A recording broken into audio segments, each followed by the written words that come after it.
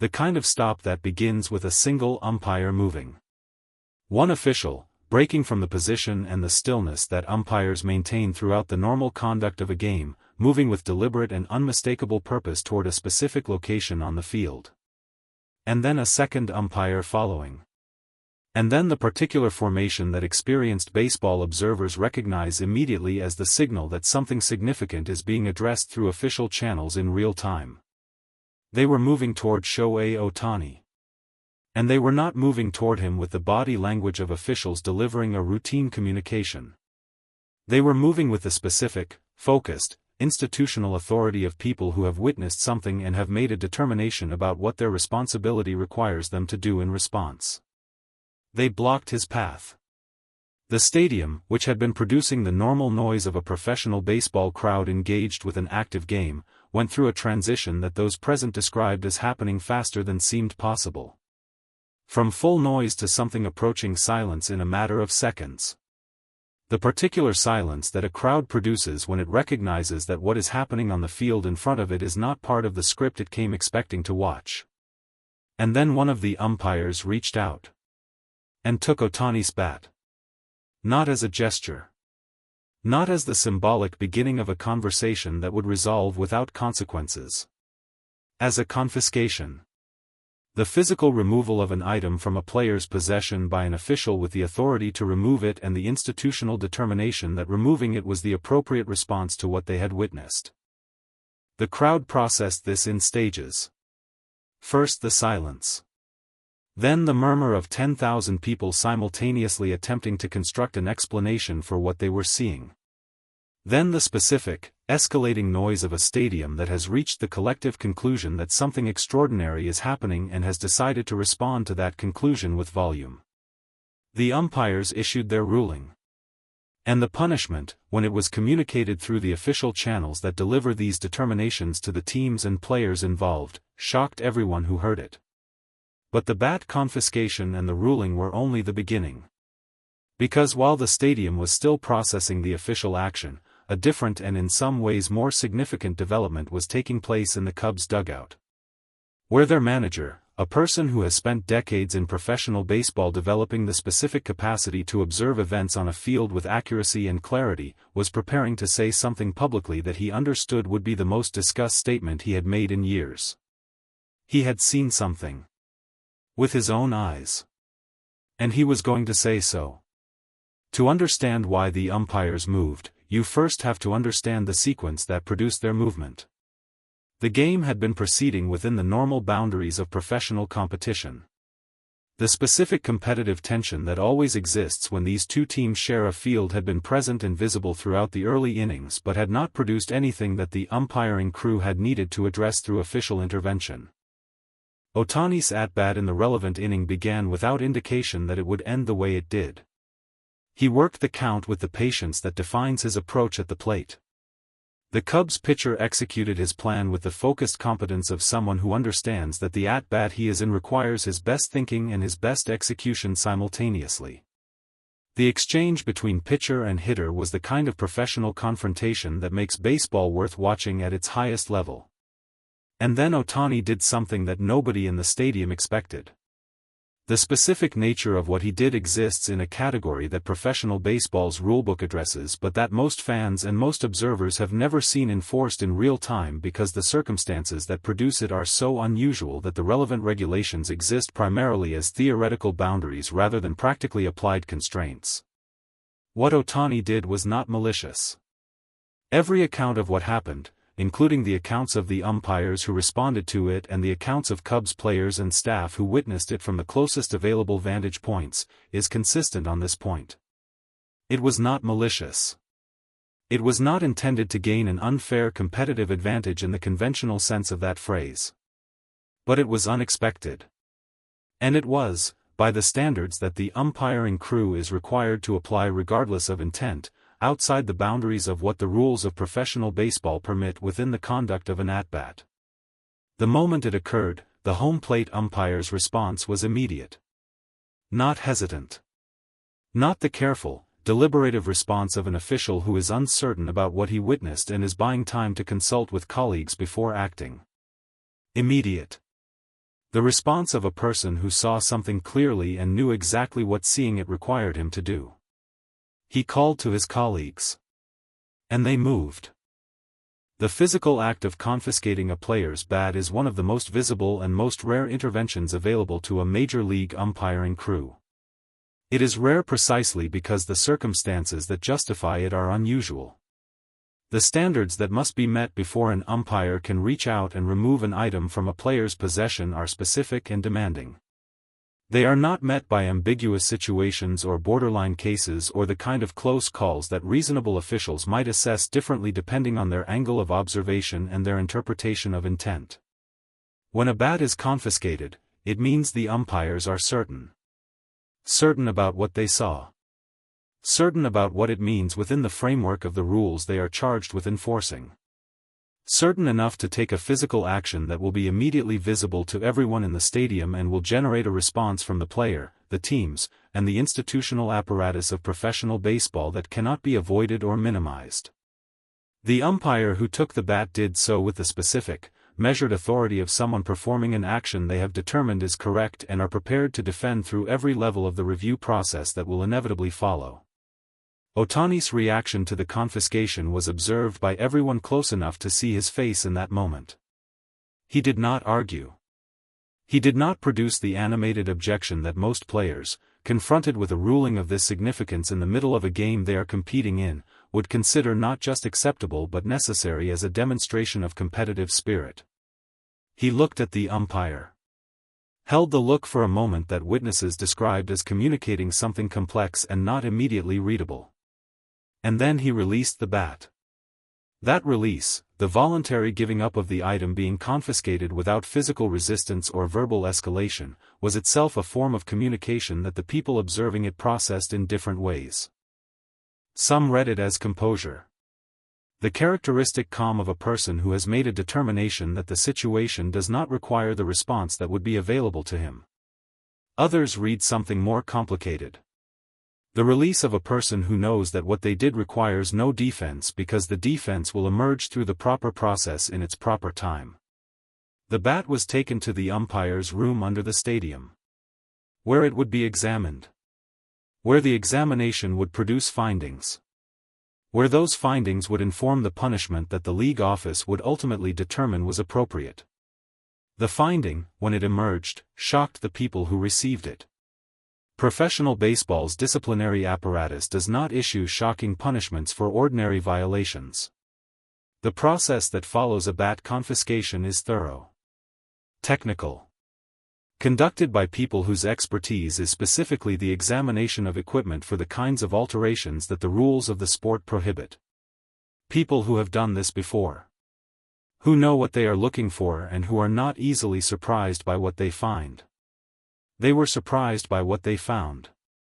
The details of what the examination revealed have not been fully released through official channels, consistent with the standard practice of an ongoing disciplinary process that has not yet reached its final determination.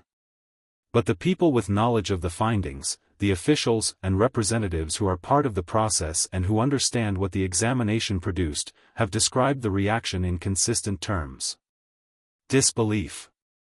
Followed by the specific professional recomposure of people who are required to process unexpected findings with the analytical detachment that their role demands. And then the determination of consequences.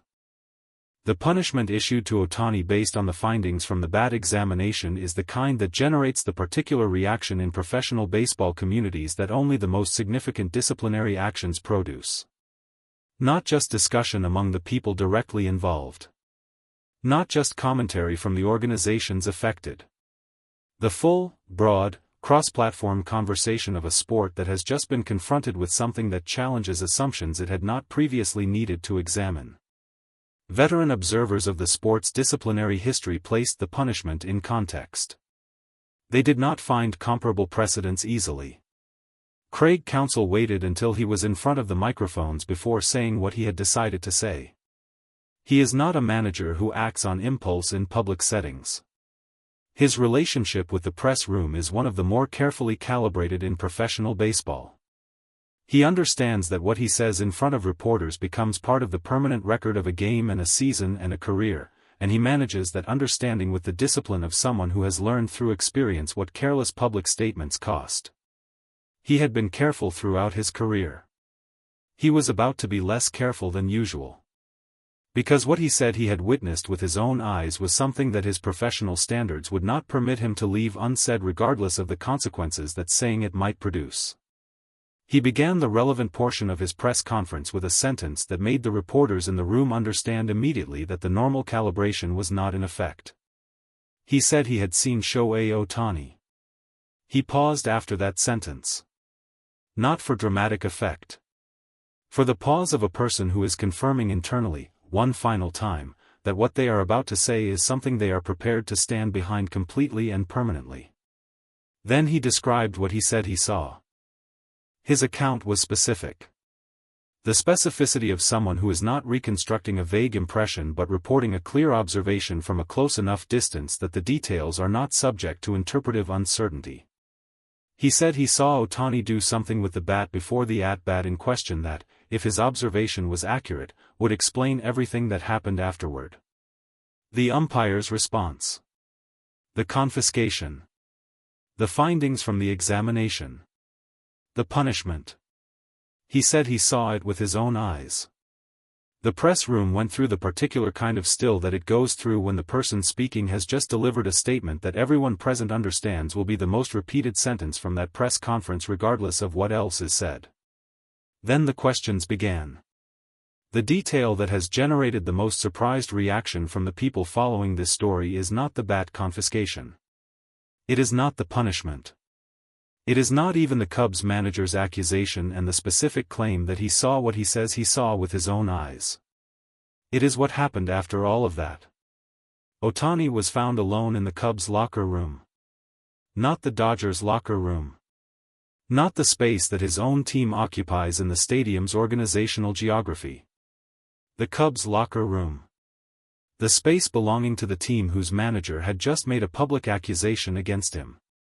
The space occupied by the players who had been his opponents throughout a game that had ended with his bat confiscated and a punishment issued and the entire baseball world discussing what had happened. How he came to be there. What he was doing there. What the Cubs players and staff who discovered his presence in that space made of it in the moment they discovered it. These are the details that have produced the particular reaction the word surprising does not fully capture. The Cubs players who encountered him described the moment in terms that share a common element across every account. They were not expecting him. Not in the specific logistical sense of not having been informed he was coming. In the deeper sense of not having a framework for what his presence in their space, on this specific night, following this specific sequence of events, was meant to communicate. He was not aggressive. Not confrontational. Not producing any of the energy that the context of the evening might have led people to anticipate from a player who had just experienced what Ohtani had experienced. He was calm. Quiet. Present in the particular way that Ohtani is always present, with the full attention of someone who is exactly where they intended to be for reasons that are entirely clear to them. He said something to the Cubs players who found him there. And what he said is the part of this story that has been most carefully guarded by the people who were present to hear it. Shared in fragments and outlines rather than in full. Protected by the people who received it as something that belongs to the space in which it was delivered rather than to the public conversation surrounding the evening's events. What has emerged from those fragments is enough to understand the intention if not the full content. He was not there to defend himself. He was not there to respond to the Cubs manager's accusation or to the punishment or to any of the official and unofficial determinations that the evening had produced. He was there because something had happened in the competition between himself and the Cubs that he felt required a direct human response. Not through official channels. Not through representatives or statements or the managed communication of organizations navigating a sensitive situation. In person. Alone. In their space. Strip away the drama of the individual moments. Remove the bat confiscation and the umpires blocking his path and the Cubs manager's accusation and the punishment and the surprising discovery of Ohtani alone in a locker room that was not his own. What remains when all of that is stripped away is a sequence that reveals something about Shohei Ohtani that the extraordinary circumstances of the evening actually make more visible rather than less. He does not navigate difficult situations through the structures that professional organizations build to manage difficult situations. He navigates them personally. This is not a simple observation. The structures that professional sports organizations build for exactly these moments exist for good reasons. They protect players. They ensure consistency. They create the space between an event and a response that prevents immediate emotion from producing choices that calmer reflection would not endorse. Ohtani understands all of this. And he still walked into the Cubs' locker room alone. Because his assessment of what the situation required was not the same as the assessment his organization's management structure would have produced if he had consulted it before acting. His assessment was that the human dimension of what had happened required a human response. That the accusation made by a manager in a press room and the punishment issued by an institutional process and the bat confiscated by officials enforcing the rules of the sport all belonged to the official dimension of the evening. And that the official dimension did not exhaust what the evening contained. There was a personal dimension. And the personal dimension required him to be present in a room where his presence was not expected and was not arranged and was not managed by anyone with any interest in controlling what it produced. He went anyway. This is who Ohtani is in the situations that exist outside the boundaries of normal competition.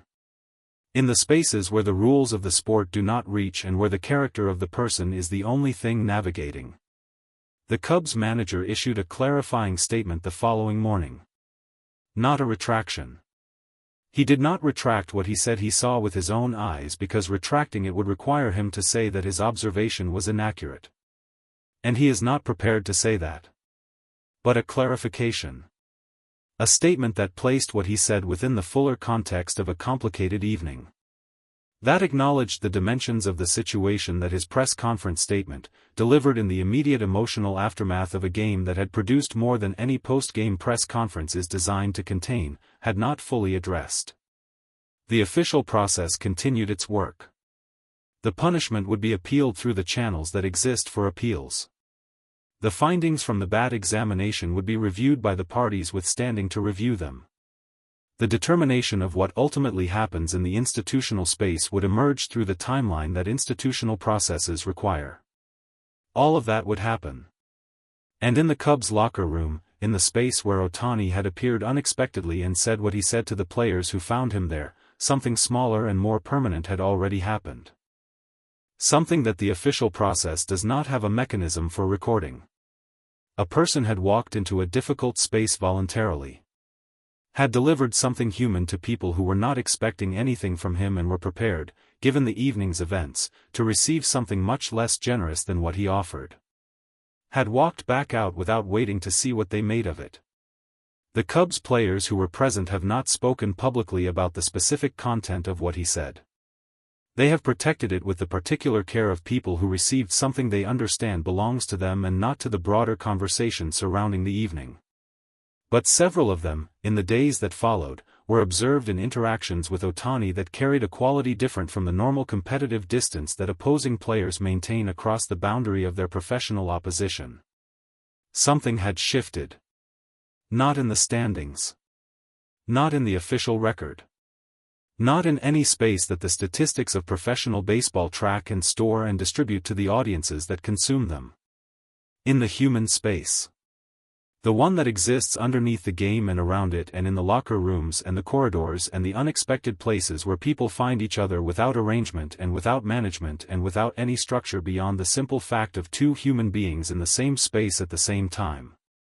The umpires blocked his path and confiscated his bat and issued a shocking punishment. The Cubs manager made an accusation that he said was supported by his own eyes. And Shohei Ohtani walked alone into a locker room that was not his own and said something that the people who heard it have chosen to keep. That choice, the choice of the Cubs players to protect what he gave them in that room, is the most communicative detail of an evening full of communicative details. You protect things that matter. They protected it. Which tells you everything about what it was.